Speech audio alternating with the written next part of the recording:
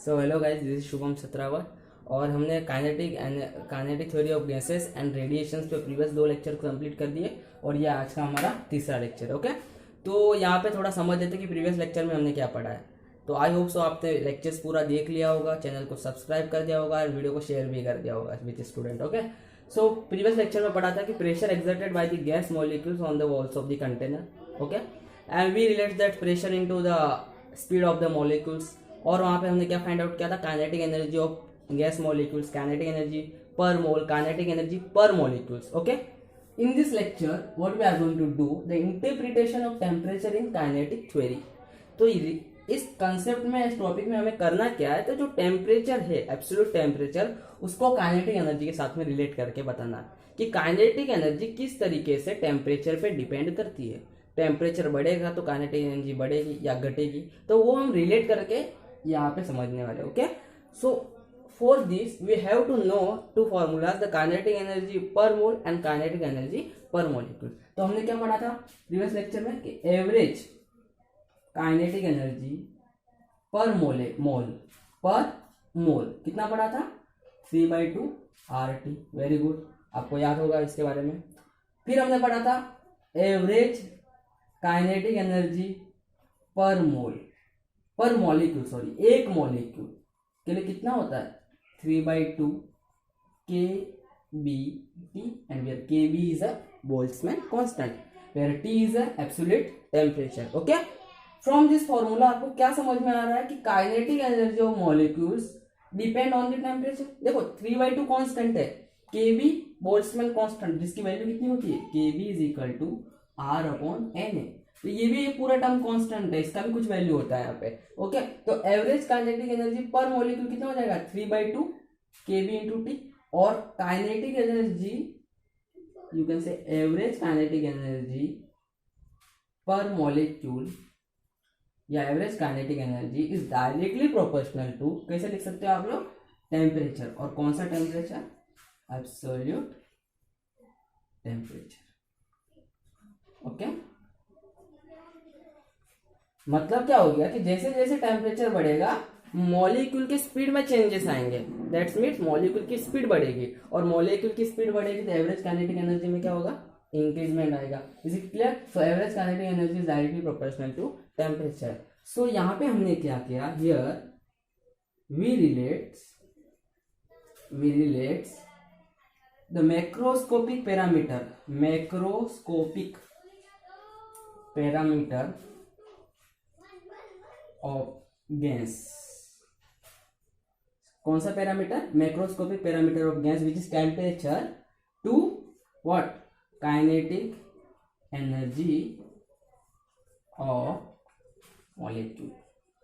Actually हमने क्या किया यहाँ पे कि here we relates the macroscopic parameter. Now what is the meaning of macroscopic parameter, और मैक्रोस्कोपिक पैरामीटर मैंने यहाँ पे टेम्परेचर को क्यों बोला है। तो देखो, जब गैस मॉलिक्यूल की स्पीड की बात कर रहे हैं यहाँ पे, तो सिर्फ एक मॉलिक्यूल की बात कर रहे हैं, we are talking about the only one molecule. But जब टेम्परेचर की बात करें तो पूरे कंटेनर के टेम्परेचर की बात करें, तो जो टेम्परेचर है यहाँ पे वो मैक्रोस्कोपिक पैरामीटर हो जाता है, और काइनेटिक एनर्जी ऑफ मॉलिक्यूल हो जाता है, वो होता है माइक्रोस्कोपिक पैरामीटर। तो यहाँ पे नॉर्मली हमने मैक्रोस्कोपिक पैरामीटर को माइक्रोस्कोपिक पैरामीटर के साथ में रिलेशन फाइंड आउट किया है। ओके, सो आई होप सो कि interpretation of temperature and kinetic theory आपको समझ में आ गया होगा। ये 2 फॉर्मूले आपको अच्छी तरह से याद रखने, kinetic energy per mole, kinetic energy per molecule. Okay, write down.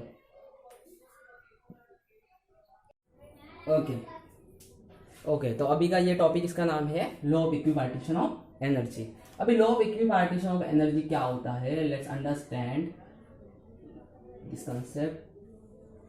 देखो, लॉ ऑफ इक्विपार्टीशन एनर्जी क्या होता है कि एनर्जी का हम डिवाइड कर रहे हैं जितने भी डायमेंशन है उनमें इक्वली। अगर एक्स वाई जेड की बात करें तो एक्स एक्सिस के अलॉन्ग तो एनर्जी का डिस्ट्रीब्यूट करना, वाई एक्सिस और जेड एक्सिस, तीनों एक्सिस के अलॉन्ग जो भी एनर्जी होगी वो क्या होगी, इक्वल होगी। ठीक है, फॉर एग्जाम्पल आपके पास 6 जूल एनर्जी है। ओके, तो यहाँ पे जो एनर्जी का डिवाइड होगा वो कैसा होगा, along the x axis 2 joule, y axis 2 joule और along the z axis 2 joule for gas molecule. तो लॉ ऑफ इक्विपार्टीशन एनर्जी का मतलब हमारे पास यही है। तो यहाँ पे हमें क्या पता होना चाहिए, let's understand first kinetic energy, average kinetic energy per molecule कितनी होती है 3/2 kb इंटू टी। आपको इतना पता, ओके। क्या मैं इस एनर्जी को इस फॉर्मेट में भी लिख सकता हूं, average kinetic energy per molecule. अगर हम कंटेनर की बात करें तो एक मॉलिक्यूल एक्स एक्सिस के अलोंग भी मूव कर रहा है, वाई एक्सिस के अलोंग भी, जेड एक्सिस के अलोंग भी। तो kinetic energy along the x axis plus kinetic energy along the y axis plus kinetic energy along the z axis किसके बराबर हो जाना चाहिए, 3/2 kBt के बराबर।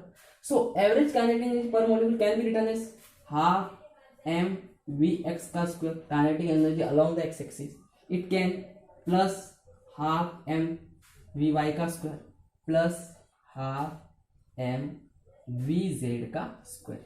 सो दो तरीके लिखने के, एक तो average kinetic energy per molecule, ये हमने फाइंड आउट किया है और ये हमारी अंडरस्टैंडिंग है, क्योंकि लॉ ऑफ इक्विपार्टीशन एनर्जी यही बोलता है कि जो मॉलिक्यूल है वो तीनों डायरेक्शन में इक्वली लाइक्स टू मूव, तीनों डायरेक्शन में मूव करना, इक्वली मूव करता है, इक्वली एनर्जी स्प्रेड करता है। तो ये तो आपको समझ में आ गया। सो कहने से from equation 1 and 2 can we write half m v x का square plus half m v y का square plus half m v z का square which is equal to 3/2 kBt। Understand. अब हमने ये इक्वल कर दिया। तो यहाँ पे एक बात समझनी है कि अगर मॉलिक्यूल तीनों डायरेक्शन में इक्वली एनर्जी डिस्ट्रीब्यूट कर रहा है तो इसका मतलब क्या हो जाएगा, हाफ एम वी एक्स का square, half m v y का square and half m v z का स्क्वायर, तीनों एक दूसरे के क्या हो जाएंगे, बात इक्वल हो जाएंगे। सो पार्टिकल इक्वली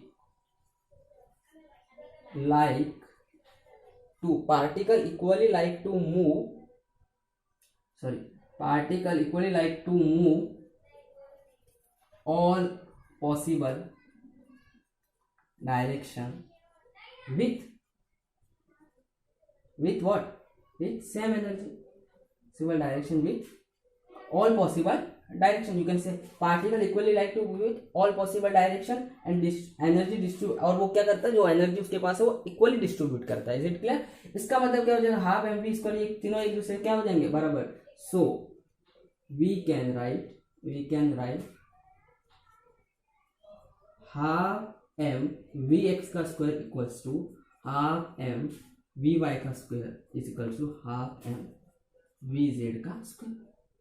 ओके, अगर ये तीनों बराबर है तो अब इसके जगह पे भी मैं इसको लिख सकता हूँ और इसके जगह पे भी इसको लिख सकता हूँ। तो अलोंग द वाई डायरेक्शन में जो काइनेटिक एनर्जी है उसके जगह पे भी एक्स डायरेक्शन की पुट कर, बिकॉज दोनों सेम ही है एक दूसरे से। जेड के अलोंग भी एक्स की एनर्जी पुट कर सकता हूँ क्योंकि वो भी सेम ही है। तो यहाँ पे इक्वेशन जो हमें मिल रहा है, यहाँ पे कौन सा इक्वेशन मिल रहा है हमें, थर्ड। तो इक्वेशन 3 बिकम कैसा हो जाएगा, equation 3 it's become 3/2 m v x का square which is equals to 3/2 kBt। देखो ये तो वही था, इसके जगह भी मैंने इसको पुट कर दिया और इसके जगह पे भी इसको पुट कर दिया, तीनों को एड अप करेंगे तो ऊपर कितना हो जाएगा 3/2 एम वी एक्स का square and which is equals to 3/2 kBt।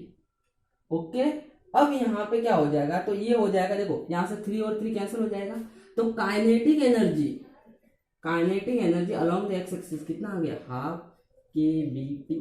Can say this is the kinetic energy along x axis.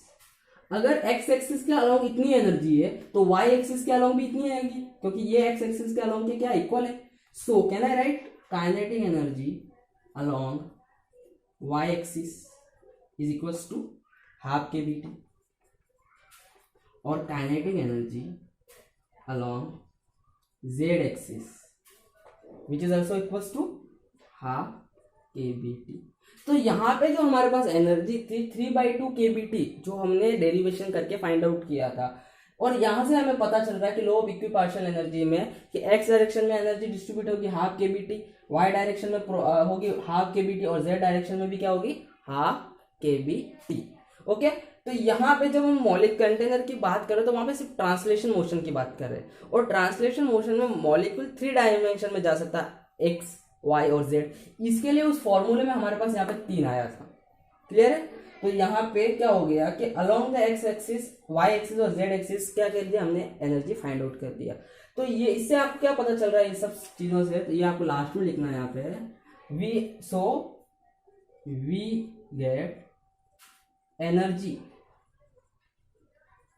Associated, बहुत इंपॉर्टेंट लाइन है ये, energy associated with one dimension is equal to half k B T. अगर x direction में half k B T है, y direction में half k B T है, z direction में half k B T है, तो यहाँ से क्या पता चल रहा है कि एक डायमेंशन में अलग वो x हो, y हो, z हो और कोई भी हो, कितनी एनर्जी एसोसिएट करती है with one dimension, half k B T. तो यहाँ से ये टर्म हमें फाइंड करने में पता चल गया कि energy associated with one dimension which is equals to half k B T. Please write down.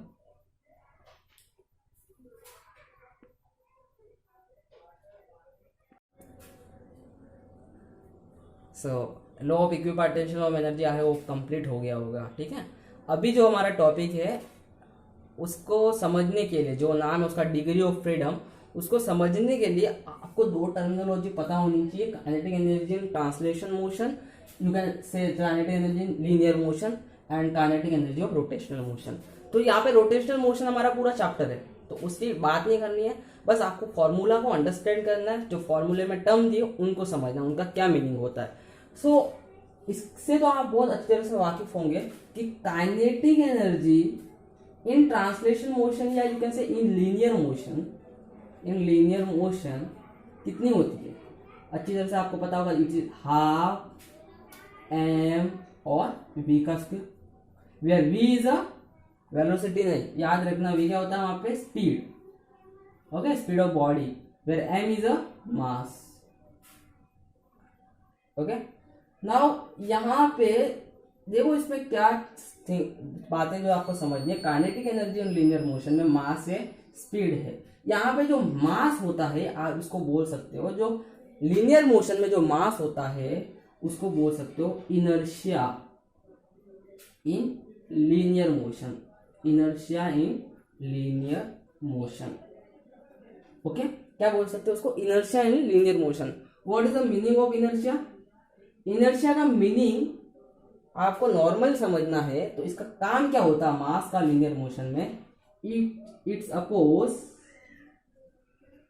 Oppose change in motion. Inertia का काम क्या है, it's oppose the change in motion. अगर मैं चल रहा हूं और सडनली कोई मुझे धक्का दे दे तो मेरी बॉडी चाहेगी कि मैं उसी स्पीड से चलूं जो पहले चल रहा हूं, तो वहां पे जो मेरा मास है उस चेंज को क्या करेगा, अपोज करेगा, और उसी मास को क्या बोलते हैं, इनर्शिया इन लीनियर मोशन। तो I hope so kinetic energy in linear motion आपको समझ में आ गया, where v is a speed, m is a mass which act as a inertia, and what is the meaning of inertia, it oppose change in motion. Normally आपको अभी इतना समझना है। तो kinetic energy in linear motion complete है। What is the kinetic energy in rotational motion? तो kinetic energy in rotational motion is equals to, यहाँ पे कितना हाफ है, तो यहाँ पे भी हाफ ही होगा। यहाँ पे m है, this is called inertia in linear motion, तो this is called moment of inertia in rotational motion, this is called moment of inertia, this is called inertia in linear motion, this is called inertia in rotational motion, और इसका एक नाम भी है, उसको बोलते हैं moment of inertia, which is equals to half I. यहाँ पे स्पीड v है, तो यहाँ पे कौन सी स्पीड आएगी, क्योंकि यहाँ पे रोटेशनल है, तो omega, where omega is called angular speed, where omega is called angular speed. क्या बोलते हैं ओमेगा को, एंगुलर स्पीड। ये आपने सर्कुलर मोशन में कंप्लीट कर दिया होगा कि एंगुलर स्पीड क्या होती है। जब बॉडी रोटेट करती है तो कितने एंगुलर स्पीड से रोटेट कर रही है, कितने ओमेगा से रोटेट करती है, उसको बोलते हैं एंगुलर स्पीड, और इसका फॉर्मूला होता है omega is equal to v is equal to r omega. So omega is equal to v upon r. सो ये आपने सर्कुलर मोशन में कंप्लीट कर दिया होगा। This is called linear speed and this is called angular speed. अभी यहाँ पे समझना, हाफ का तो मतलब समझ में आ रहा ही होगा आपको, ओके। यहाँ पे आई को बोलते हैं मोमेंट ऑफ इनर्शिया, और इसका फॉर्मूला होता है which is equals to m r का square. This is called moment of inertia. It's oppose change in motion. क्या कहता है ये, मोशन को अपोज करता है। अगर इनर्शिया वर्ड आ रहा तो ऑब्वियसली इसका काम वही है कि मोशन को अपोज करे, जो मोशन में चेंज आ रहा है उसको अपोज करे, मोशन को अपोज नहीं कर रहा है, मोशन में जो चेंजेस आ रहे हैं उसको अपोज कर रहा है। It oppose change in motion in rotational motion, it's oppose change in motion in rotational motion. तो आई होप सो यहाँ पे ट्रांसलेशन में आपको आई का एम का मतलब समझ में आ गया होगा और रोटेशनल में आपको आई का मतलब हो गया, समझ में आ गया। अभी एम आर स्क्वायर क्या होता है, मोमेंट ऑफ इनर्शिया होता है क्या एक्चुअली। तो लेट्स से कि ये कोई पार्टिकल है आपका एंड ये इस एक्सिस के अलोंग रोटेट कर रहा है। ये जो एक्सिस मैंने आपको दिखा इसके एक्सिस अलोंग रोटेट कर रहा है। सो फॉर एग्जांपल ये कोई एक्सिस है और पार्टिकल कैसे कर रहा है, इसके अलोंग रोटेट कर रहा है इसे। ओके, अब इस पार्टिकल का अगर आपको मोमेंट ऑफ इनर्शिया निकालना है तो कैसे निकालोगे, यहाँ पे समझो इस पार्टिकल का मास m है, तो moment of inertia of this particle along this axis which is equals to I is equal to mass, किसका मास, पार्टिकल का। r के बारे में समझना, here r is a perpendicular distance from axis of rotation. तो ये particle इस axis के अलोंग क्या कर रहा है, रोटेट कर रहा है। तो इस पार्टिकल का इस एक्सिस से परपेंडिकुलर डिस्टेंस कितना है, तो इस पार्टिकल से आप इस एक्सिस में परपेंडिकुलर पुट कर दो तो ये हो गया परपेंडिकुलर। अगर ये डिस्टेंस समझो r है, कौन सा ऐसा ये वाला डिस्टेंस नहीं चलेगा, ये वाला डिस्टेंस नहीं चलेगा, यहाँ पे कौन सा डिस्टेंस चाहिए, सिर्फ ये वाला परपेंडिकुलर डिस्टेंस। तो फॉर्मूला क्या हो जाएगा, एम आर का स्क्वायर। अगर ये एक्सिस ऑफ रोटेशन है और दो पार्टिकल इस एक्सिस के अलोंग रोटेट कर रहे हैं, दोनों इस तरीके से समझो, ये कोई बीच में से कनेक्ट है दोनों पार्टिकल और रोटेट कर रहे हैं, दोनों कनेक्ट है। एक पार्टिकल मैं शो करता हूँ, शो कर सकता हूँ यहाँ पे, ये रोटेट कर रहे हैं इस तरीके से, एक पार्टिकल है दूसरा है, दोनों ऐसे ऐसे रोटेट कर रहे हैं। तो अब मूवमेंट ऑफ इनर्शिया निकालना है इन सिस्टम का अलोंग दिस एक्सिस। तो कैसे निकालोगे, समझो इसका भी मास है, इसका भी मास है, ये r डिस्टेंस है, ये भी r डिस्टेंस है। तो कैसे निकालोगे, तो पहले इस वाले पार्टिकल का निकाल देते हैं m r का स्क्वायर, फिर इस वाले पार्टिकल का निकाल देते हैं m r का स्क्वायर। तो टोटल मूवमेंट ऑफ इनर्शिया क्या हो गया, 2mr का square. Understand movement of inertia कैसे फाइंड करना, r must be perpendicular distance from axis of rotation. Let's see दूसरा कंसेप्ट कि एक्सिस ऑफ रोटेशन है और पार्टिकल एक्सिस के ऊपर ही लाई कर रहा है। Let's find the moment of inertia of this particle along this axis which is equals to I is equals to mass of this particle. Let's consider m. Now my question is what is the distance of this particle from this axis of rotation? इस axis of rotation से इस particle का distance कितना है, obviously 0, कोई distance ही नहीं, तो यहाँ पे 0 का स्क्वायर। तो मोमेंट ऑफ इनर्शिया कितना आ गया, 0। अगर कोई पार्टिकल कहाँ पे है, एक्सिस ऑफ रोटेशन पे लाई कर रहा है, तो उसका मोमेंट ऑफ इनर्शिया कितना आता है, 0। इज इट क्लियर, मतलब ये है 100 बात की एक बात कि जितना पार्टिकल एक्सिस से दूर होगा उतना मोमेंट ऑफ इनर्शिया ज्यादा आएगा और उतना ही वो बॉडी चेंजेस को क्या करेगी, अपोज करेगी। जितना ज्यादा मोमेंट ऑफ इनर्शिया जितना ज्यादा मोमेंट ऑफ इनर्शिया उतना काइनेटिक एनर्जी बढ़ेगी उसकी। बट मोमेंट ऑफ इनर्शिया की वैल्यू आई का मतलब क्या, इनर्शिया का value it's oppose the change in motion. वो अपने मोशन को क्या करेगा, यहाँ पे नॉर्मली चेंजेस करेगा। इज इट क्लियर, तो मोमेंट ऑफ इनर्शिया की वैल्यू किस पे डिपेंड है, it's depend on the distribution of mass from axis of rotation. जितना मास एक्सिस ऑफ रोटेशन से दूर है उतना मोमेंट ऑफ इनर्शिया क्या मिलेगा, ज्यादा मिलेगा और उतनी kinetic energy of rotating body ज्यादा, या उस बॉडी को रोटेट करवाने में हमें ज्यादा काइनेटिक एनर्जी प्रोवाइड करनी पड़ेगी। इज इट क्लियर, तो आई होप सो ये दो टर्म आपसे कैसे अच्छी तरह से